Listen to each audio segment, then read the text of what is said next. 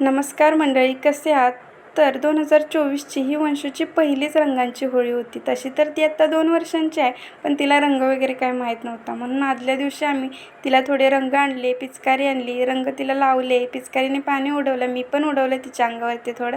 तिला खूप मज्जा आली. दुसऱ्या दिवशी मात्र ती सकाळी लवकर उठली आणि स्वतःच स्वतःच्या गालाला रंग लावून घेतली. पप्पाने तिला एका छोट्या भांड्यात रंग करून दिला. पण काय फायदा, एवढा रंग करून पण तिला ते पिचकारीने उडवता आलं नाही. मग केली एक आयडिया, तिला ग्लास दिला आणि म्हटलं, खेळ या ग्लासने, पाणी उडव सगळ्यांच्या अंगावर. तिला पण खूप मज्जा आली. मम्मी ओरडते, पाण्यात खेळू नको. आज तर काय, मग तिला मुभास भेटली होती. तिला पण खूप मज्जा आली. शेवटी तर तिने साचलेल्या पाण्यात टुबुक टुबुक उड्या मारल्या. दमल्यानंतर मग काय अंघोळ करून घेतली. पण होळीचा रंग काय मनातनं जातोय का? अंघोळ केली तरी दादाला पुन्हा कलर लावला आणि